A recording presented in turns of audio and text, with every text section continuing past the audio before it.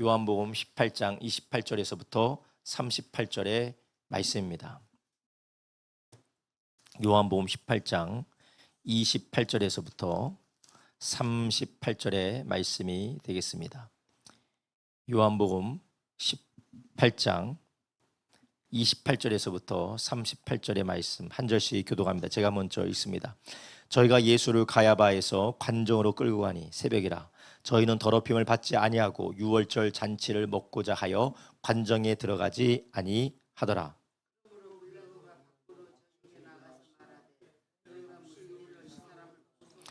대답하여 가로되 이 사람이 행악자가 아니었다면 우리가 당신에게 넘기지 아니하였겠나이다.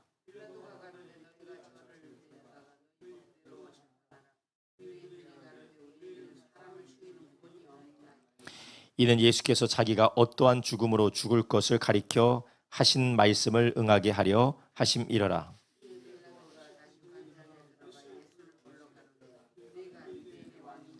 예수께서 대답하시되 이는 내가 스스로 하는 말이냐 다른 사람들이 나에 대하여 너에게 한 말이냐.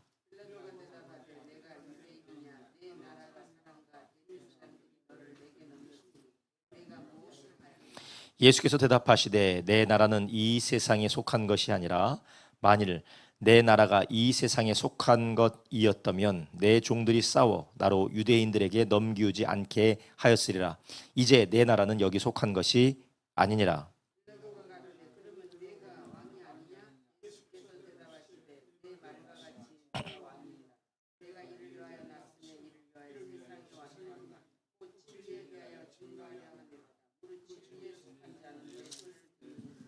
함께 있습니다. 빌라도가 가로되 진리가 무엇이냐 하더라. 아멘. 38절까지 우리 함께 읽었습니다.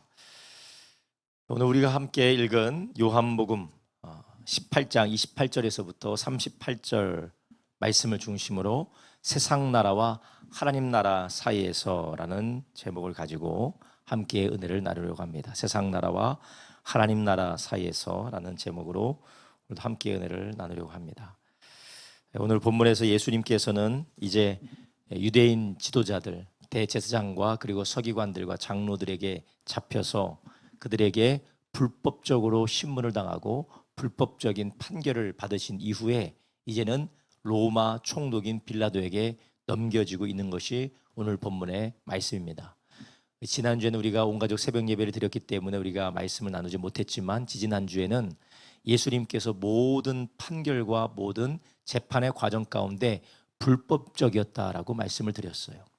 오늘 예수님께서 새벽 일찍이 빌라도에게 넘겨지게 되는데 아침 한 6시로 보고 있습니다. 그런데 그 전에 거의 새벽 3시, 2시, 3시, 4시, 5시 동안 예수님께서 잡힌 후에 사람들에게 공적으로 재판을 받으신 것이 아니라 밀실에서 예수님을 죽이고자 하는 의도를 가진 사람들이 불법적으로 예수님에게 거짓 증거하게 만들고 또 예수님을 자기네들 마음대로 예수님은 사형에 해당하다고 그렇게 유대인들끼리 판결을 내렸습니다. 이것이 바로 불법적이고 또한 예수님이 죄가 없는 예수님을 죽이고자 하는 유대인들의 흉기였던 것이죠. 그 가운데서 예수님이 충분히 그들에 대하여서 그들을 반박하고 그들의 모든 불법을 예수님이 고발하실 수도 있었지만 그러나 예수님께서는 이 모든 것들 앞에 잠잠하여서 예수님이 아무런 저항도 하지 않으셨습니다. 그것이 불법이 아니었기 때문이거나 아니면 예수님께서 힘과 능력이 없었기 때문에 그런 것이 아니라 그것이 하나님의 뜻 가운데 있었던 것이었기 때문에 그렇습니다. 예수님께서 이런 불법적으로 사람들에게 넘겨져서 재판을 받고 죽임당하는 것, 이 고난은 당하시고 그리고 신문당하시는 이 모든 것들을 통하여서 예수님이 인류를 죄에서 구원하기 위한 것이 바로 하나님의 뜻이었기 때문에 그렇습니다. 여러분 살다 보면 억울한 일이 너무나도 많습니다.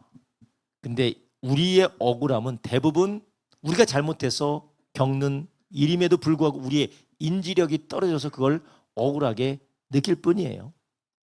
여러분 우리가 대부분 우리는 스스로 아주 냉철한 판단력을 가지고 있다고 우리 스스로를 자평하지만 그러나 우리는 상당히 왜곡되어진 인지 능력을 가지고 있습니다.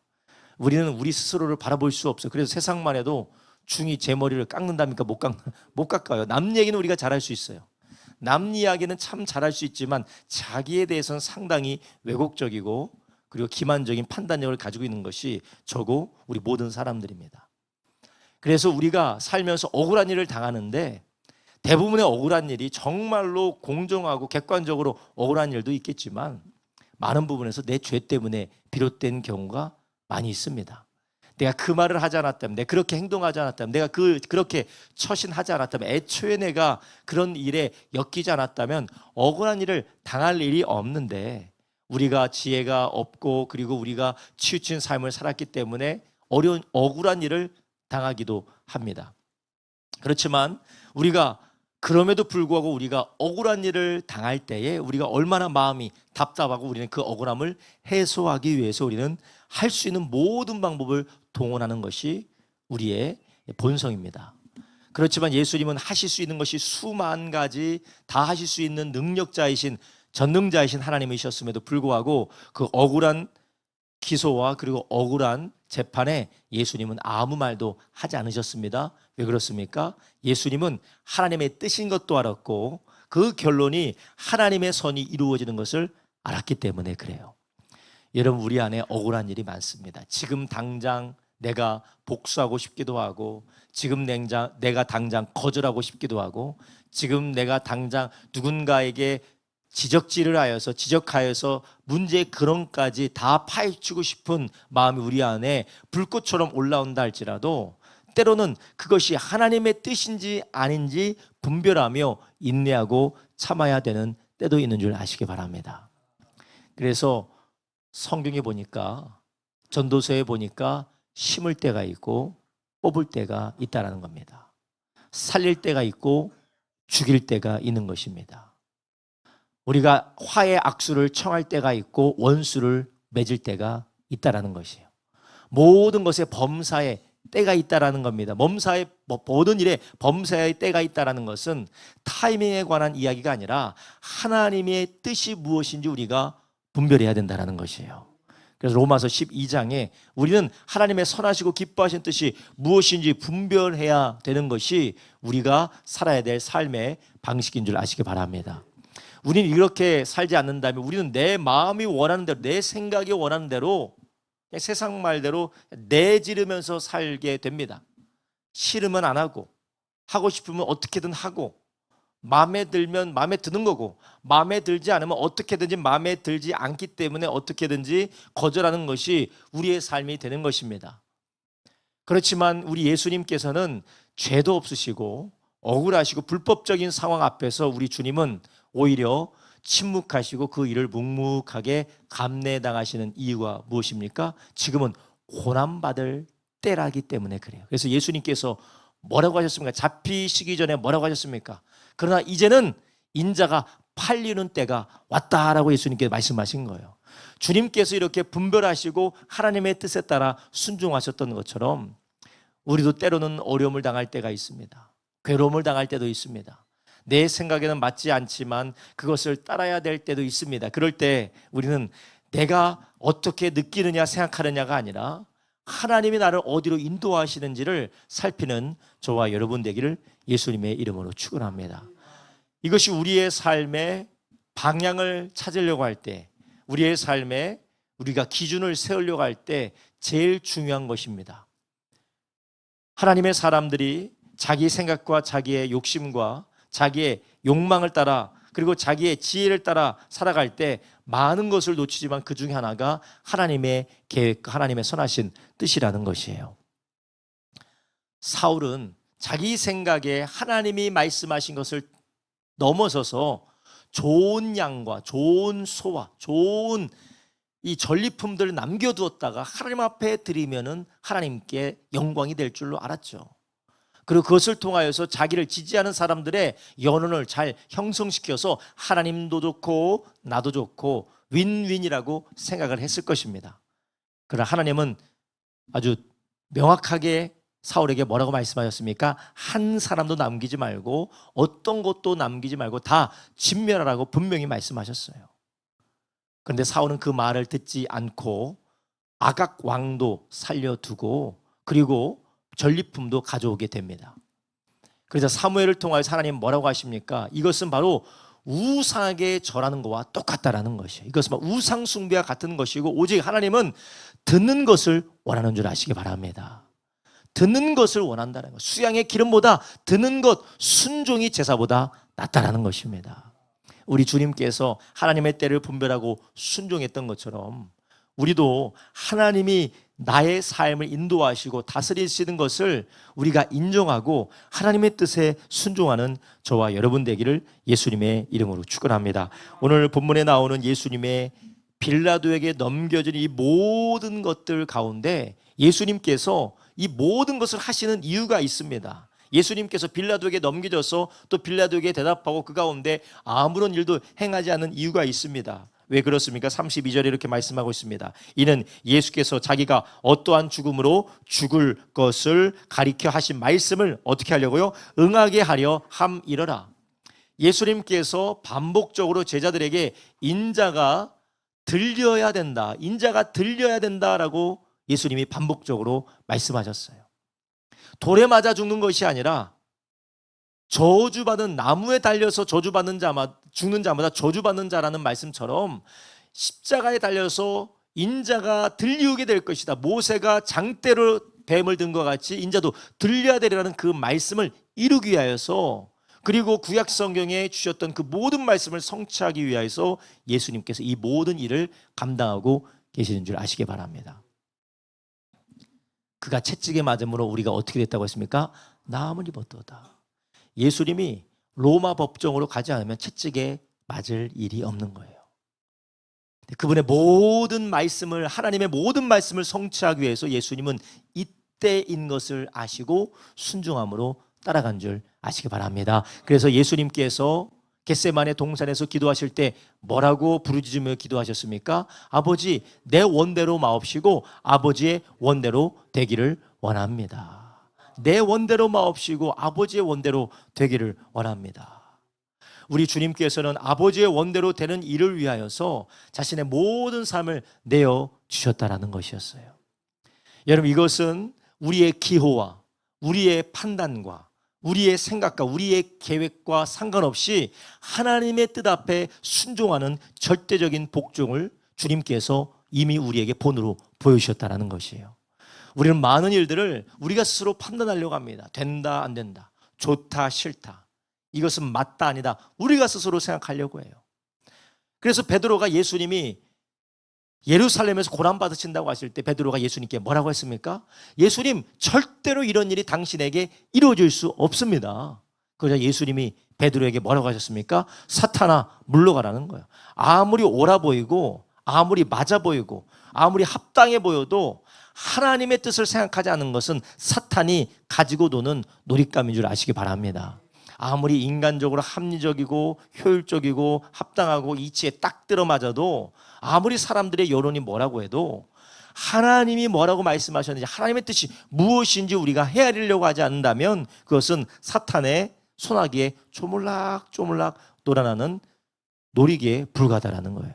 여러분, 우리는 이러한 어둠 가운데 어둠의 주관자에게 조물락조물락 당하는 불의의 병기가 아니라 하나님의 의의 병기로 붙들리는 진리의 사람들 되기를 예수님의 이름으로 축원합니다. 예수님은 바로 하나님의 아들로서, 하나님의 사람으로서 인류를 구원하는 그 모든 하나님의 예언된 말씀을 성취하시는 일을 위하여서 그분의 뜻 앞에 자기 자신을 온전히 제물로 내어주셨습니다. 그래서 예수님께서 그 말씀대로 고난받으시고 그 말씀대로 채찍에 맞으시고 그 말씀대로 십자가에서 나무 위에 달려서 우리를 위해서 대신 저주받으시고 3일 만에 부활하신 것이었어요. 여러분, 우리가 이런 하나님의 뜻 앞에 우리의 삶을 온전히 맡길 때에 우리는 시간이 지나게 되면, 때가 이르면 하나님의 놀라운 영광을 보게 될 줄로 믿습니다. 예수님께서 고난을 당하셨지만 그러나 예수님은 3일 만에 부활하여 영광을 보셨습니다. 그래, 예수님께서 제자들에게 늘 말씀하셨어요. 너희들이 내가 지금 이야기하는 거 너희들이 깨닫지 못하지만 그러나 때가 되면 너희가 알게 될 것이다. 지금은 너희가 깨닫지 못하지만 이후에는 너희가 알게 될 것이다.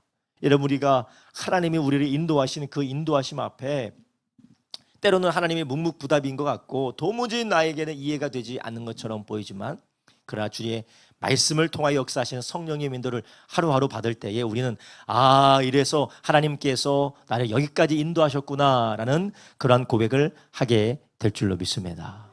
그래서 우리는 하나님께서 이 빌라도를 사용하시고 악한 대제사장과 서기관들과 장로들을 사용하시는 것처럼 하나님은 모든 것을 통하여서 하나님의 뜻을 이루시는 통치자, 주권자이심을 믿으시기를 주님의 이름으로 축원합니다. 우리 아버지 하나님은, 우리를 구원하시고 우리를 자녀로 부르신 하나님은 모든 것을 통하여 세상을 통치하시는 주권자세요.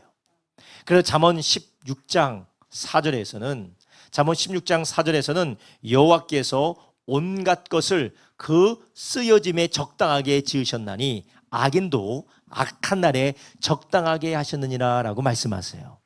하나님은 악인이 번성하여서 악인이 세상의 질서를 어지럽히는 것처럼 보이지만, 그러나 하나님께서 그 악인을 적당하게 하나님의 뜻을 위하여 쓰신다라는 것입니다. 이것을 다르게 얘기하면 우리의 삶에 악과 고통이 활개치고 있는 시대가 온다 할지라도 하나님은 그것을 통하여 하나님이 하나님의 선을 이루어 가신다라는 것이에요. 여러분, 우리 민족의 역사 가운데 괴롭고 힘들었던 때가 얼마나 많습니까? 우리가 살아보지도 못했지만, 우리가 당해보지도 못했지만 일제시대가 있었고, 구한말의 그 고통스러운 시대가 있었고, 그리고 6.25 전쟁이 있었고, 6.25 전쟁 이후에 여러 가지 국가적인 혼란이 있었고, 그리고 군사정권 시대, 독재 시대, 그리고 여러 가지 민주화, 여러 가지 어려운 갈등의 시대, 혼란의 시대가 많이 있었어요. 그런데 우리가 고백할 수 있는 건 하나님께서 그 모든 시대를 통하여서 하나님이 이루고자 하신 일을 행하신 줄 믿으시기 바랍니다. 때로는 하나님의 축복이 있었고 때로는 하나님의 심판이 있었습니다. 축복을 통하여 부흥케 하셨고 심판을 통하여 남은 하나님의 사람들을 경계하시고 깨닫게 하시고 돌이키게 하시는 그런 하나님의 징계의 때도 있었어요. 하나님은 모든 것을 통하여 적당하게 하시기 때문에, 그렇다면 우리는 어떻게 해야 되느냐? 우리의 삶의 모든 일들 앞에 불평과 원망을 늘어놓는 것이 아니라 우리는 하나님의 뜻이 무엇인지 겸손하게 살피고 순종하고 따라가기를 예수님의 이름으로 축원합니다. 그래서 로마서 8장 28절에 우리가 늘 하는 말씀이 뭐예요? 하나님은 모든 것을 합력하여 뭘 이루신다고요? 선을 이루신다는 것이에요. 하나님은 모든 것을 통하여서 선을 이루신다. 그래서 제가 우리 아이들에게도 얘기하지만 우리 성도님들에게도 적용되는 게 무엇이냐? 예수 믿는 사람이 절대서는 안 되는 게 있어요. 망했다, 재수없다, 짜증난다. 우리가 예수님이 어떠한 분이시고 우리를 부르신 하나님이 어떠한 분이신지 모르면 맨날 망한 것 같고 안 풀리니까 짜증나고 남들보다가 나 보니까 나만 재수없는 것 같네. 그런 삶을 살 수밖에 없는 거예요. 그러나 우리가 하나님이 어떠한 분이신지 묵상하면 묵상할수록 우리는 선을 이루신 하나님을 기대하며 기뻐하고 찬송하며 하나님을 기대하며 인내하게 되는 줄로 믿습니다. 우리 주님이 이러한 고난을 받으셨지만 정말 처절하고 외롭고 그리고 인간이 감당할 수 없는 고난을 받으셨지만 고난으로 끝이 나지 않았죠. 예수님 무엇을 끝났습니까? 3일 만에 부활한 줄 아시기 바랍니다. 부활은 영광이었을 뿐만 아니라 죄인들을 구원하시는 구원의 주님으로 부활하신 것이에요. 얼마나 감사한 일입니까? 우리도 이러한 일들을 우리의 삶에 많은 어렵고 힘든 일들을 당할 때에 우리가 이해되지 않을 때 그러면 어떻게 우리가 예수님처럼 그 주님의 가신 길을 우리가 따라갈 수 있을까요? 우리 주님께서 우리 보고 예수님을 따라오라고 하셨어요. 그러면 어떻게 하면 우리가 예수님을 따라갈 수 있다고요? 자기 자신을 부인하라는 거예요. 자기 자신을 부인하라는 건 내 자신을 부인해라. 여러분, 우리는 늘 자기 부인이라기보다는 자기 긍정을 따라 살아가요. 내 기분 나쁜 대로 살고 내가 하고 싶은 대로 살고 내가 아닌 대로 아니라고 하고 내가 맞으면 맞는 대로 하고 늘 내 자기 부인이 아니라 자기 긍정, 자기 강화, 자기 증명의 삶을 살아갑니다. 자기중심적인 삶을 살아가는 거예요. 그러나 예수님께서는 주님이 가셨던 그 길을 따라오기 위해서는 어떻게 살아야 된다고요? 자기 자신을 부인하고 너 자신을 부인하고 십자가를 지고 나를 따라오라는 것입니다. 이것은 같은 말이에요. 십자가를 지나는 말과 자기를 부인하는 말은 같은 말이에요. 그럼 우리가 어떻게 하면 예수님처럼 십자가를 지고 자기 부인하며 주님을 따라갈 수 있습니까? 이것은 우리의 힘으로 되어지지 않고 우리에게 계속해서 주님의 삶, 자기 자신을 부인하게 하는 주님의 삶, 자기 자신을 부인하게 하는 하나님의 부르심을 깨닫게 하시는 말씀으로만 우리가 가능한 줄 아시기 바랍니다. 이스라엘 백성들이 가나안 땅에 살면서 그들이 어떻게 하다가 열방의 빛으로서 하나님의 백성으로 살아야 되는 삶에서 떠나 이방 민족과 혼합되어졌습니까? 그들이 율법에서 떠났기 때문에 그렇습니다. 하나님의 약속의 말씀에서 떠나니까 다음 세대에 그 말씀을 물려주지 않고 그들도 그 말씀으로부터 점점 멀어지니까 혼합화되는 것입니다. 우리도 자기 자신을 부인하는 것은 다른 것으로 되지 않아요. 하나님 말씀 앞에 겸손하게 설 때에 우리는 그분의 말씀을 따라 우리가 인도받게 될 줄로 믿습니다. 우리의 육신의 생각과 우리의 욕망과 우리의 육정의 마음을 따라 살아가는 것이 아니라 내 안에 오신 성령님의 이끄심을 따라 살아갈 때 우리는 자기 자신을 부인하게 되는 줄 아시기 바랍니다. 그래서 로마서에 뭐라고 하셔서 육신의 생각은 성령의 생각을 거스른다는 거. 육신의 생각은 성령의 생각을 거스르고 성령의 생각은 육신의 생각을 거스른다는 거예요. 이런 우리는 우리 주님께서 뭐라고 말씀하시는지 우리는 들어야 됩니다. 제가 요즘 복음서를 계속해서 읽고 있는데 정말 참 부끄러운 이야기지만 나도 모르는 사이에 삐뚤어졌다가 복음서를 듣고 복음서를 보면서 주님이 이렇게 말씀하셨지. 주님이 이렇게 살라고 하셨지. 주님께서 이렇게 말씀하셨지. 물론 제가 부족해서 그런 것도 있지만 목회자임에도 불구하고 제가 성경을 많이 안다고 해도 불구하고 복음서를 읽다 보니까 맞다. 주님이 이렇게 말씀하셨지라고 하면서 나도 모르는 사이에 세상 사람과 똑같은 방식으로 살아가고 있는 저를 다시 돌이켜요. 여러분 우리가 하나님의 말씀과 늘 가까이 하지 않으면 우리는 돌아가게 되어져 있습니다. 그냥 숨만 쉬면 죄를 짓는 것처럼 세상 사람과 똑같이 살아갈 수밖에 없어요. 하나님의 성령이 우리의 마음을 뜨겁고 하나님의 성령이 우리의 마음을 육신의 생각에서 풀어주지 않아 하시면 우리도 모르는 사이에 자기 긍정, 자기 확신, 자기 강화의 길을 걸어갈 수밖에 없습니다. 그러다 보니까 우리는 불평, 원망, 우리의 삶에 낙심하게 되는 것입니다. 우리 예수님께서 우리에게 명령하신 대로 자기 부인하고 십자가 지라고 하는 것은 우리 보고 너 망해라, 너 재수 없어져라, 너는 고난 받으라고 부른 것이 아니라 생명의 길로 영광의 길로 인도하기 위해서 우리를 그 길로 인도한 줄 아시기 바랍니다. 여러분 우리는 너무나도 우리가 볼 때 포장되고 잘 닦여진 나에게 합리적이고 이해가 되는 길로만 가려고 해요. 우리는 그 길 가는 게 아닙니다. 하나님의 부르신 길 가는 줄 아시기 바랍니다. 할렐루야. 우린 내가 가고 싶은 길 가는 거 아니에요. 내가 볼 때 괜찮은 길 가는 것도 아닙니다. 내가 볼 때 맞는 길로 가는 것이 아니에요. 주님이 부른 길로 가시기를 주님의 이름으로 축원합니다.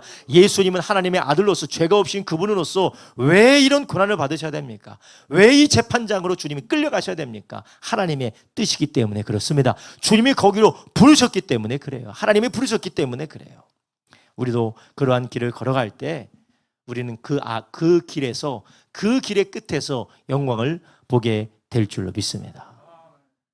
그래서 어떠한 길이 사람에게 의롭게 보여도 필경은 사망의 길이 있다라는 것이에요. 필경은 사망의 길이 바로 어떤 길이야? 사람이 보기에 옳게 보이는 길이에요. 사람이 보기에. 우리는 우리 예수님과 같이 자기 자신을 부인하고 하나님이 인도하시는 그 길을 걸어가는 저와 여러분 되길 주님의 이름으로 축원합니다. 또한 우리 주님께서 이렇게 하나님의 뜻을 따라 인도받는 가운데 우리 주님이 이 땅에서 우리에게 하시는 것이 무엇이냐? 바로 하나님께서 세우실 영원한 하나님의 나라, 진리로 세워질 하나님의 나라로 우리를 초청하고 계심을 믿으시기를 바랍니다. 우리 예수님께서 하신 일이 무엇이냐? 바로 이 세상 나라가 아니라 더 좋은, 더 좋다라고 이야기할 수 없죠. 영원한 하나님의 나라로 우리를 초청하고 계시다라는 것이에요. 그래서 오늘 예수님께서 빌라도의 질문에 대하여서 뭐라고 말씀하십니까? 33절에 이렇게 말합니다. 이에 빌라도가 다시 관정에 들어가 예수를 불러 가로되 내가 유대인의 왕이냐? 지금 유대인들이 예수님의 어떤 죄목으로 예수님을 기소했냐면 반란죄로 기소했어요. 이 예수라는 자가 로마 황제를 거역하고 자기가 유대인의 왕으로서 왕으로 등극하려고 하는 반란을 일으키려고 한다. 이 사람은 유대인의 왕을 자처하고 그리고 하나님의 아들을 자처해서 로마를 거부하는 자다, 반란하는 자다라고 그런 죄목을 뒤집어 씌웠죠. 그래서 빌라도가 이렇게 물어보는 것입니다. 내가 유대인의 왕이냐? 그래서 예수님께서 뭐라고 말씀하십니까? 이는 내가 하는 말이냐 아니면 사람들이 하는 말이냐? 이 말의 의미가 무엇이냐면 네가 뭔지 알고 나한테 물어보는 거냐? 라고처럼 우리 들리지만 그러나 예수님이 진정으로 이 말씀을 하신 이유는 그래, 내가 유대인의 왕이라는 것이에요. 네가 알고 물어보는지는 모르겠지만 내가 유대인의 왕이라는 것입니다. 맞습니다. 예수님은 유대인의 왕이십니다. 근데 예수님이 유대인의 왕으로 이 땅에 오셨는데 그 유대인의 왕으로서 이 세상 나라를 다루시는 것이 아니라 세상 나라를 끝내버리시고 하나님의 새하늘과 새 땅을 창조하기 위해서 오신 분이 유대인의 왕 예수 그리스도인 줄 아시기 바랍니다. 예수님은 지속적으로 이 땅에 오셨을 때부터 하나님의 나라에 대하여서 말씀하셨습니다. 천국에 대해서 말씀하셨습니다. 예수님은 이 땅에 권력과 다툼과 재물과 그리고 사람의 지혜로 세워지는 나라, 다투고 싸우고 전쟁하는 그 나라, 죽음과 사망과 고통이 있는 나라가 아니라 눈물도 슬픔도 고난도 없고 죽음도 없는 영원한 생명의 하나님의 나라를 주시기 위해서 예수님이 이 땅에 오신 줄 아시기 바랍니다. 그래서 예수님께서 이 땅에 오셔서 40일 금식하시고 공생애를 시작하시면서 예수님이 하셨던 일이 바로 마태복음 4장 17절에 말씀하시죠. 이때부터 예수께서 비로소 전파하여 가라사대 회개하라 천국이 가까이 왔느니라 하시더라. 아멘.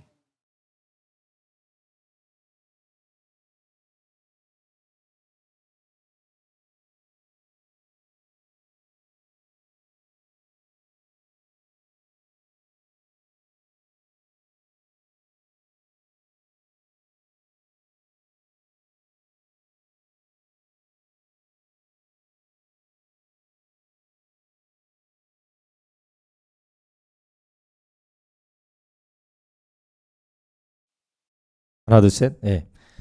마태복음 4장 17절에 예수님께서 뭐라고 하셨어요? 천국이 가까이 왔다는 거예요. 천국이 가까이 왔다. 천국이 가까이 왔으니까 너희들은 회개하라 라고 예수님께서 오시자마자 공생의 사역을 하시자마자 말씀하신 것이 무엇이냐? 천국이었어요. 이 세상 나라가 아니라는 것입니다. 예수님께서는 이 세상 나라를 끝내버리려고 오신 거예요.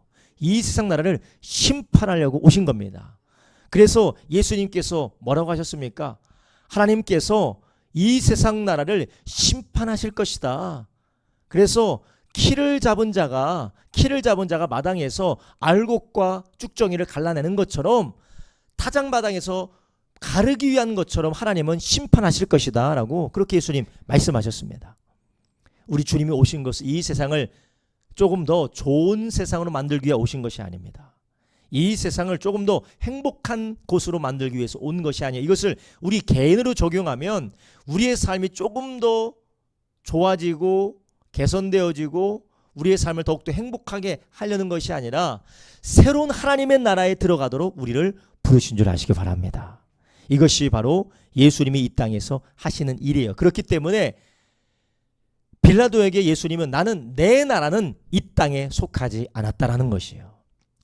내 나라는 이 나라, 이 세상 나라는 내 나라가 아니다. 그렇다면 예수님이 왕으로 계신 나라가 어느 나라냐? 바로 오실 하나님의 나라라는 것입니다. 그리고 우리는 다 그 나라에 속해 있는 사람인 줄 아시기 바랍니다. 그런데 예수님께서 나는 하나님의 나라, 이 나라가 아닌 다른 나라, 하나님의 나라에 속했다라고 하시면서 그리고 이 나라를 위해서 예수님 무슨 일을 하신다고 합니까? 37절에 말씀하십니다. 빌라도가 가로되 그러면 내가 왕이 아니냐? 예수께서 대답하시되 내 말과 같이 내가 왕이니라. 내가 이를 위하여 났으며 이를 위하여 세상에 왔나니 곧 진리에 대하여 증거하려 함이로라. 무릇 진리에 속한 자는 내 소리를 듣느니라 하신대. 아멘. 예수님은 이 땅에 하나님의 나라가 오고 하나님의 나라가 임할 것을 선포하실 뿐만 아니라 그 선포하시는 하나님의 나라에 우리를 초청하는 줄 아시기 바랍니다. 이 세상 나라는 지혜와 돈과 권력과 군대로 세워진 유한한 세상의 나라고 멸망하는 세상의 나라지만 하나님의 나라는 진리로 세워졌다라는 것이에요. 그럼 여러분, 진리가 무엇입니까? 바로 하나님의 말씀이고 하나님의 말씀 복음인 줄 아시기 바랍니다. 하나님의 나라는 하나님께서 죄로 인하여 물든 이 세상을 심판하시고 이 세상을 없이 하시고 새로운 하나님의 나라, 새하늘과 새 땅을 새롭게 하시는 구원의 하나님의 나라인데, 그 나라는 무엇으로 세워지느냐? 진리로서 세워진다라는 것이요. 진리가 너무나도 추상적이고 진리가 너무나도 우리가 이해하기 어려운 말처럼 보이지만 이것을 쉽게 말하면 말씀이고 복음이에요. 말씀이 육신이 되어 이 땅에 거하시며 은혜가 진리가 충만하신 예수님, 그분이 이 땅의 진리로서 우리의 죄를 위하여서 피 흘려 죽으신 줄 아시기 바랍니다. 나는 길이요 진리요 생명이 나로 말미암지 않고는 아버지께로 올 자가 없다라고 하신 그 주님의 말씀이 진리인 줄 아시기 바랍니다. 그분의 말씀, 그분의 십자가의 죽으심, 그분이 진리이고 예수님을 통하여서 예수님으로 말미암아 우리가 멸망하는 세상 나라에서 건진받아 영원한 하나님의 나라에 속하게 된 줄 아시기 바랍니다. 이것이 조금 혼돈스럽고 우리에게 혼란한 개념이긴 하지만 우리가 이 나라에 속하지 않고 하나님의 나라에 속했기 때문에 우리는 이 나라의 종말과 함께 멸망하는 것이 아니라 이 나라의 종말과 함께 새 하늘과 새 땅에서 영원한 하나님의 나라에서 살게 되는 줄 아시기 바랍니다. 할렐루야. 주님이 그것을 말씀하세요. 그래서 우리는 다시 한번 우리는 어디를 바라봐야 되느냐? 어디를 바라봐야 될까요? 이 세상을 바라보는 게 아니에요. 새하늘과 새 땅을 바라보시기를 주님의 이름으로 축원합니다. 베드로후서 3장 10절에서 13절에 날파리들이 계속해서 왔다 갔다 하는 것이 보니까 새하늘이 와야 될 줄로 믿습니다. 이 땅에서는 너무 날파리들이 많은 것 같아요. 베드로후서 3장 10절에서 13절에 뭐라고 합니까? 그러나 주의 날이 도적같이 오리니 그날에는 하늘이 큰 소리로 떠나고 체질이 뜨거운 불에 풀어지고 땅과 그 중에 있는 모든 일이 드러나리로다. 이 모든 것이 이렇게 풀어지리니 너희가 어떠한 사람이 되어야 마땅하냐? 거룩한 행실과 경건함으로 하나님의 날이 임하기를 바라보고 간절히 사모하라. 그날에 하늘이 불타서 풀어지고 체질이 뜨거운 불에 녹아지려니와 우리는 그 약속하신 의에 거하는 바 새하늘과 새 땅을 바라보도다. 아멘. 여러분, 이 세상은 완벽하지 않습니다. 그래서 이 세상에 여전히 우리가 고통하고 신음하고 우리의 연약함으로 인해서 우리가 괴로워해요. 그러나 우리는 오히려 그것 때문에 절망하는 것이 아니라 그것 때문에 하나님의 나라를 소망해야 될 줄로 믿습니다. 하나님 우리에게 그런 것을 허락하신 이유는 좀 고난 좀 받아봐라 그것이 아닙니다. 오히려 그것을 통해서 우리에게 연약한 육신 때문에 후패해가는 우리의 어려움 때문에 영원한 하나님의 나라를 소망하게 됨을 믿으시기를 바랍니다. 그래서 우리의 소망은 어디에 있어야 되느냐? 이 땅에 있는 것이 아닙니다. 이 땅이 부패하고 없어지고 사라지는 것이 아니라 영원한 하나님의 나라에 두는 저와 여러분 되기를 예수님의 이름으로 축원합니다. 예수님께서 빌라도 앞에서 말씀하실 때에 자신의 나라, 그분께서 말씀하시고 그분께서 선포하시고 우리에게 초청하신 그 나라는 이 땅의 나라가 아니라는 것입니다. 그 나라는 하나님의 나라는 것입니다. 이것은 현대시대를 살고 오늘을 살고 있는 주님의 제자들에게 아주 중요한 영적인 명령과 교훈을 주시는 거예요. 무엇이냐? 너희는 이 땅을 위해서 살지 말고 이만 하나님의 나라를 준비하라는 것이에요. 근데 너무나도 우리의 삶이 이 땅에서 무엇을 먹을까? 무엇을 마실까? 어떻게 살까? 이 세상에서 어떻게 기억되어질까? 거기에만 우리가 너무 모두 신경 쓰고 거기에 사로잡힌 나머지 이만 하나님의 나라를 바라보지 않는 것이에요.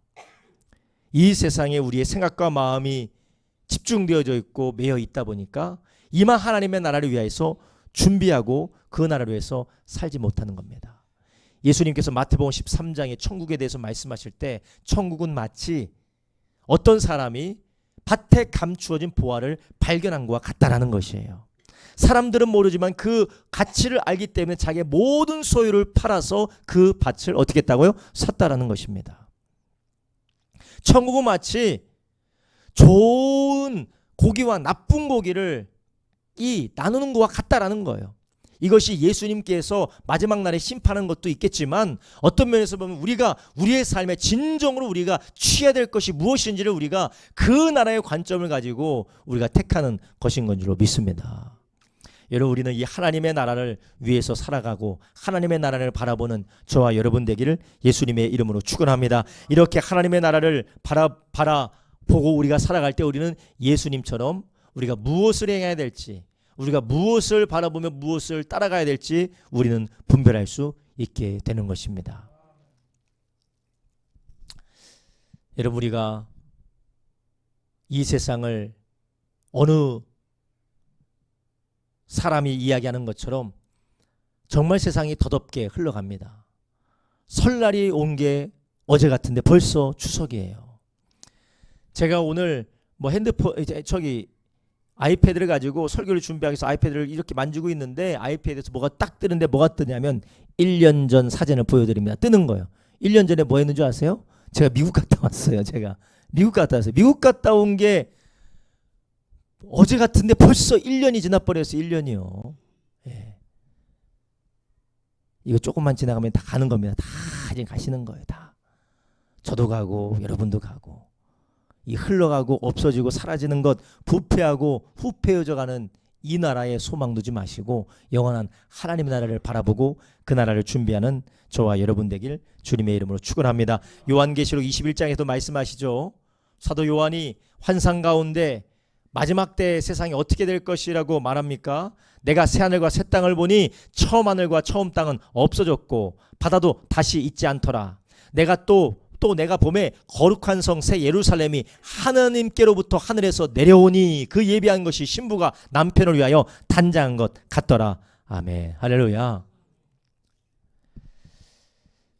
우리의 소망은 이 요한계시록 21장 1절에서 2절에 말씀하시는 새하늘과 새 땅, 새 예루살렘이 되기를 주님의 이름으로 축원합니다.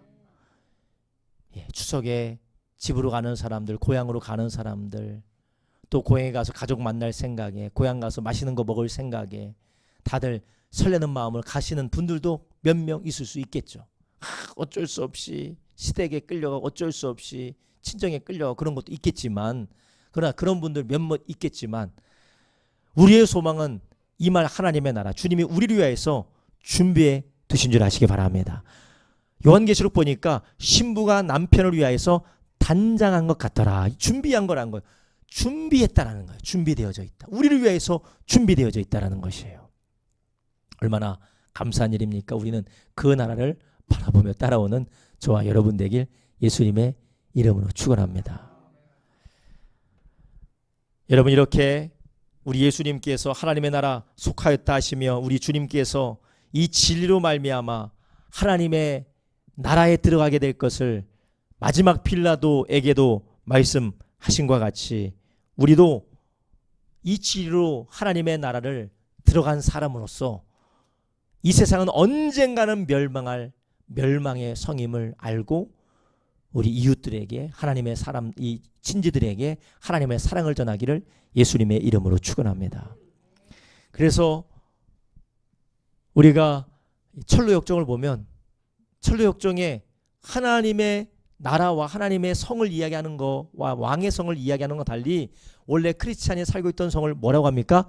장망성, 장차 망할 성, 장차 망할 성. 이 세상은 심판받습니다. 그래서 어떤 면에서 보면은 우리가 구원받아야 된다는 말이 너무나도 정확한 진리의 말씀인 것이에요. 세상 사람들은 지금 임박한 진노를 향하여서 달려가고 있는 것입니다. 멸망을 향하여서 달려가고 있어요. 옆에서 맛있게 밥을 먹어도 같이 하하호호 웃으면서 같이 TV를 봐도 같이 우리가 재미있는 일을 하면서 여행도 같이 다닐지라도 우리가 그 사람이 예수님을 믿지 않는다면 우리는 그 사람을 바라볼 때 어떻게 바라봐야 되느냐? 장망성처럼 장차 멸망할 사람처럼 우리가 봐야 된다는 것이에요. 우리가 그 사람들 구원할 수 없지만 이런 진리의 말씀으로 초청하는 저와 여러분 되길 예수님의 이름으로 축원합니다. 그래서 예수님이 이 땅에 오신 이유가 무엇이라고요? 이를 위하여 세상에 왔으니 곧 진리에 대하여 증거하려 함이로라. 무릇 진리에 속한 자는 내 소리를 듣느니라. 할렐루야. 주님이 이 땅에 오신 이유가 진리에 대하여서 증언하기 위함입니다. 하나님의 나라를 선포하시고 예수님으로 말미암는 구원을 증거하시고 가르치시고 전도하기 위하여 이 땅에 오신 것처럼 우리도 이 땅에서 남은 세월에 남은 시간에 이 진리를 증거하는 저와 여러분 되기를 예수님의 이름으로 축원합니다. 우리 주님 말씀하셨죠. 진리에 속한 자는 내 소리를 듣느니라. 주님께서 진리에 속한 자를 구원하시는데 나팔수로 그 진리에 속한 자를 구원하시는데 복음 전하는 자로 우리를 부르신 줄 아시기 바랍니다. 우리는 그 일을 신실하게 감당할 때에 우리는 이 말 하나님의 나라에 나만 들어가는 것이 아니라 함께 갈 사람들을 구원하고 그 사람들이 이끌어가는 일에 선하게 쓰임받는 저와 여러분 되길 주님의 이름으로 축원합니다. 종말을 맞이할 이 세상 나라는 끝날 것입니다. 베드로 후서에 말했던 것처럼 불로 인하여서 다 풀어지게 될 것입니다. 불로 타버리게 될 것입니다. 그 불이 물리적인 불은 아니겠죠. 하나님의 거룩한 불이겠죠. 그렇지만 결국 심판을 받는다라는 거예요. 우리는 이 심판 앞에 놓여진 사람들에게 구원의 복음, 사랑의 복음, 진리의 복음을 전하는 저와 여러분 되기를 예수님의 이름으로 축원합니다. 여러분, 우리는 너무나도 복된 사람이고 하나님의 은혜를 받은 사람들입니다. 얼마나 감사합니까? 이 하나님의 나라가 우리의 것이요. 우리는 그냥 가면 되는 거야. 할렐루야. 들어가면 되는 거야. 들어가면 되는 거야. 이 땅 망해도 상관없어. 아이고 목사님 북한이 핵 쏘면 어떡해요? 우리는 그냥 가면 되는 거예요. 그냥 책 맞고 그냥 가면 되는 겁니다. 그런데 다른 사람들은 핵 맞으면 어떻게 돼요? 그 사람들, 우리는 천국 가지만 그 사람들은 다 지옥 가는 거예요. 그럴 때 우리는 해야 될 일이 무엇이냐? 우리는 이래도 천국이고 저래도 천국이고 우리는 이래도 하나님께 칭찬이고 이래도 하나님의 사랑 안에 살지만 하나님 우리에게 맡겨주신 일은 우리의 생명이 다하는 날까지 우리가 보내신 그 자리에서 복음 증하고 진리를 증언하는 예수님의 사명을 감당하기를 주님의 이름으로 축원합니다. 할렐루야. 마지막에 빌라도가 묻습니다. 빌라도가 가로되 진리가 무엇이냐? 진리가 무엇이냐? 세상 사람들은 질문해도 답을 얻을 수가 없고 답을 해줘도 알아들을 수가 없습니다. 그러나 우리는 이미 성령으로 답을 가진 자들이에요. 이 답을 낭비하지 마시고 진리를 따라 살아가며 이 진리를 전하는 저와 여러분 되길 주님의 이름으로 축원합니다. 기도하겠습니다. 이 시간 우리 함께 기도할 때 주께서 하나님의 뜻을 따라 철저히 순종하시며 자기를 비워 하나님의 뜻을 따라 고난받으시며 하나님의 모든 예언의 말씀을 성취하셨던 것처럼 주여 우리도 자기 자신을 드러내며 자기 생각대로 사는 것이 아니라 자기를 부인하며 주님의 일을 이뤄가는 우리가 되게 하여 주시옵시고 하나님 아버지 우리가 진리를 통하여서 세워진 영원한 하나님의 나라를 바라보며 그 나라를 소망하며 그 나라를 예비하며 준비하는 우리가 되게 하여 주시옵시고 하나님 아버지 이 나라를 알지 못하고 진리를 알지 못하여 방하는 자들 진리를 알지 못하여 임박한 진노 가운데 놓여진 자들에게 생명의 복음 구원의 복음 이 진리를 전하는 우리가 되게 하여 주시옵소서. 우리가 주여 세 번으로 합심하여 기도합니다. 주여 주여 주여